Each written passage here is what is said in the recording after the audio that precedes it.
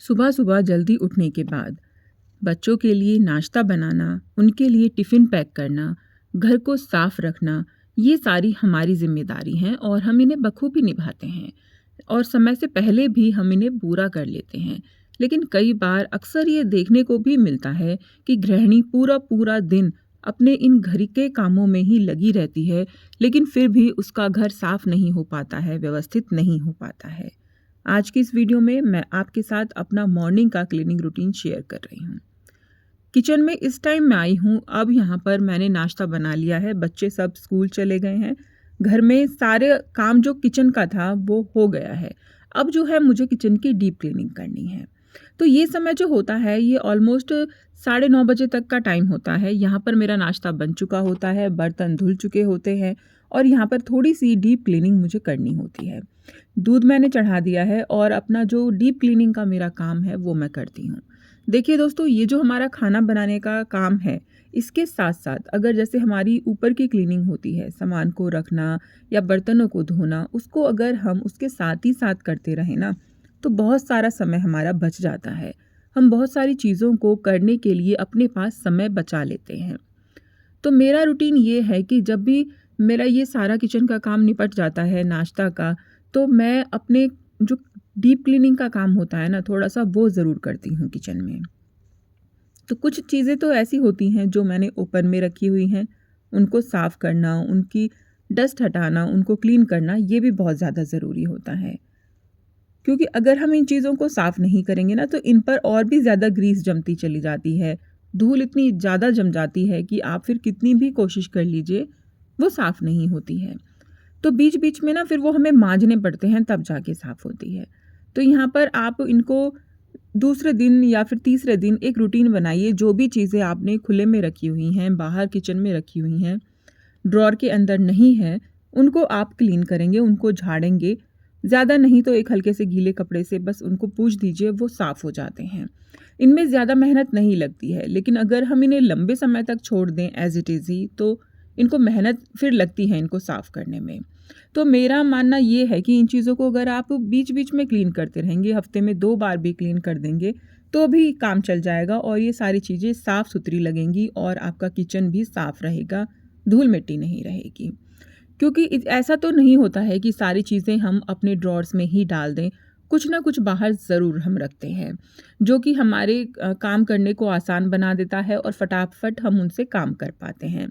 चाहे कोई कप है, मग है या फिर कोई डब्बा है, जो भी चीज़ें रखें उनको क्लीन ज़रूर करें। मेरे किचन में कई सारी जगह ऐसी हैं जहाँ पर मैंने ओपन में सामान रखा हुआ है खुला, तो उनको साफ़ रखना मेरे लिए बहुत ज़्यादा ज़रूरी है।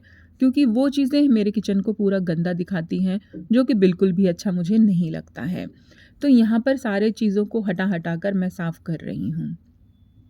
तो ये रूटीन आप जानते हैं कि जब हम किचन में खाना बनाते हैं तो बहुत सारी चीज़ों को हम यूज़ करते हैं और बहुत सारी चीज़ों पर हमारे हाथ भी लगते हैं। गंदे हाथ लगते हैं, कभी आटे के, कभी मसालों के, तो उनको साफ़ करते रहना बहुत ज़्यादा ज़रूरी है। अगर वो चीज़ें हम इग्नोर कर देंगे ना, तो ये सारी चीज़ें फिर हमारे लिए बहुत ज़्यादा काम बन जाती हैं और गंदा हमारे किचन को, घर को करती हैं। तो यहाँ पर सारी दोनों चीज़ों को मैंने साफ़ कर दिया है और अच्छे से अपने काउंटर टॉप को क्लीन कर दिया है और जो मेरा ये रैक मैंने बनाया था, अच्छे से अपने काउंटर टॉप को क्लीन करने के बाद मैं इस रैक को खिसकाकर इसकी जगह पर कर दूँगी। तो दूसरे नंबर पर आपको इस बात का भी ध्यान रखना है कि आपको ना अपने किचन पे या काउंटर टॉप में जितना हो सके उतना कम सामान रखना है उसके ऊपर, है ना?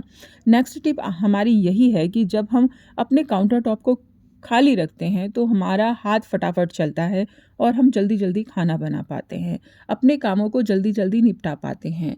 वरना क्या होता है कि एक सामान को हटाकर जब हम किसी और बर्तन को वहाँ रख पाएँगे और इससे हमारा बहुत सारा समय बर्बाद होता है और हमारा माइंड भी डिस्टर्ब हो जाता है। तो फ्री माइंड से काम करने के लिए हमें थोड़ा-सा स्पेस चाहिए। तो कोशिश कीजिए कि अपने काउंटर टॉप को आप क्लीन रखें, जहाँ पर आप कुकिंग करते हैं, कम से कम वो जगह क्लीन हो या फिर खाली हो।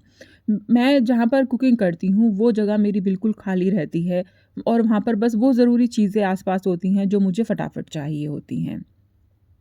तो इस तरीके से मैं अपने काउंटर टॉप को कम से कम सामान इस पर रखती हूँ, नहीं भरती हूँ इसे सामान से।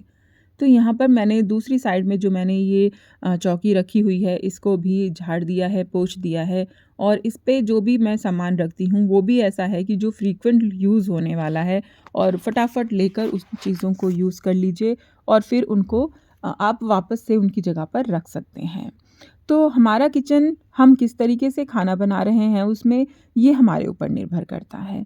कौन-सी चीज़ें हमें फटाफट चाहिए या कौन-सी चीज़ों को हम थोड़ा आराम से कर सकते हैं, ये भी हमें अपने काम के हिसाब से और अपनी फैमिली के हिसाब से डिसाइड करना होगा। तो किचन क्लीनिंग के लिए मैं ये रूटीन ज़रूर फ़ॉलो करती हूँ।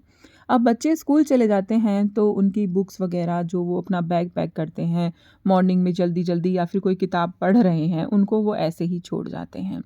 तो मैं इन पर बच्चों पर ना कोई भी ऐसा नहीं है कि स्कूल जाने से पहले साफ़ करके जाओ, मैं फिर बाद में सारा ये मेरा काम होता है। तो यहाँ पर मैंने सारी चीज़ें जो उनकी स्टडी की थी वो हटा कर रख दी हैं, इनको अभी उनके स्टडी टेबल पे यूँ ही रख रही हूँ। और बाद में फिर मैं अपना जो ये बेड है सबसे पहले इसी को ही साफ़ करूँगी, व्यवस्थित करूँगी। बेडशीट मैंने अभी जल्दी बदली थी तो मैं अभी बेडशीट चेंज नहीं कर रही हूँ, बस यहाँ पर इसको अच्छे से झाड़ दूँगी। लेकिन झाड़ने के लिए भी मैं सारी चीज़ों को हटा देती हूँ, बेड को बिल्कुल खाली कर लेती हूँ जैसे कि मैं इस पे बेडशीट ही बिछा रही हूँ। ये चीज़ भी आप ज़रूर ट्राई कीजिएगा। इससे ना बेड बहुत अच्छे से लगता है और जो बेडशीट आपने इस पे झाड़ कर बिछाई है ना, वो भी ऐसा लगता है जैसे अभी ही आपने इसको बिछाया है, नई बेडशीट बिछाई है। तो यहाँ पर बेडशीट को सही करने के बाद, बेड को सही करने के बाद स्टडी टेबल को मैं सही कर रही हूँ। जो भी किताबें और सामान इस पे रखा हुआ है, सबको मैं यहाँ से हटा दूँगी। तो हटाने के बाद आज ना मुझे इसका जो कपड़ा मैंने बिछाया हुआ है वो चेंज करना है। तो इसको हटा के मैं पोंछ दूँगी इसी कपड़े से और कभी-कभी जैसे काफ़ी समय हो जाता है तो मैं इसको कॉलीन से भी साफ़ कर लेती हूँ। लेकिन अभी ये साफ़ है, मैंने इसको जल्दी ही क्लीन किया था। तो इसको मैंने आज कपड़े से ही पोंछ दिया है और अगर हम कपड़े से पोंछ देते हैं ना तो कॉलीन वग़ैरह की हमें ज़रूरत नहीं पड़ती है क्योंकि मैं इस पे कपड़ा बिछा कर रखती हूँ। तो यहाँ पर मैंने अपने कपड़े को इस पर अच्छे से फ़ोल्ड करके बिछा दिया है। दरअसल ये बेडशीट है तो सिंगल बेड की है तो इसको मैं फ़ोल्ड करके इस पे यूज़ कर लेती हूँ। और जो भी उनकी किताबें हैं, जो भी चीज़ें उनकी पढ़ाई में काम आने वाली हैं, वो सारी चीज़ें मैं एज़ इट इज़ फिर उनकी जगह पर वापस रख देती हूँ। बच्चों का जो स्टडी टेबल होता है वो बिल्कुल साफ़ सुथरा होना चाहिए, ऑर्गेनाइज्ड होना चाहिए। बच्चों के लिए क्या आप खुद ही सोचिए कि अगर आप किसी जगह पर बैठ के पढ़ रहे हैं और वहाँ पर गंदगी है या फिर चीज़ें इधर-उधर पड़ी हुई हैं, तो आपका माइंड ना बार-बार उन्हीं चीज़ों पर जाएगा, पढ़ाई में या किसी काम में नहीं लगेगा। तो इसीलिए जहाँ पर हम पढ़ रहे हैं या क्लीनिंग कर रहे हैं, जो भी काम कर रहे हैं, वहाँ का एरिया हमें साफ़-सुथरा रखना चाहिए। मेरा तो यही मानना है। इस बारे में आप क्या सोचते हैं? मुझे कमेंट करके ज़रूर बताइएगा। तो हॉल में आई तो हॉल में भी जो थोड़ा बहुत सामान पड़ा हुआ था उसको भी उठाकर उनकी जगह पर मैं रख दूँगी। तो सारी चीज़ों को उठा कर उनकी जगह पर रखना सबसे पहली प्रायोरिटी यही होती है कि उनकी जगह पर रखना है, ऐसा नहीं कि उनको इधर-उधर ही रख दो साफ़ करने के लिए सिर्फ़। फिर उससे आप एक एरिया को साफ़ करेंगे और दूसरा एरिया गंदा कर देंगे। तो उठाकर उनकी जगह पर रखना बहुत ज़रूरी होता है। और फिर हमारी आती है डस्टिंग जो कि बहुत ज़रूरी है, उसे हम स्किप कर ही नहीं सकते हैं। तो अपने टेबल की जो सेंटर टेबल है उसको साफ़ कर लिया मैंने अच्छे से और सोफ़ों को भी झाड़ कर उनको जो कुशन उन पे लगे हुए हैं उनको अच्छे से यहाँ पर रख दूँगी।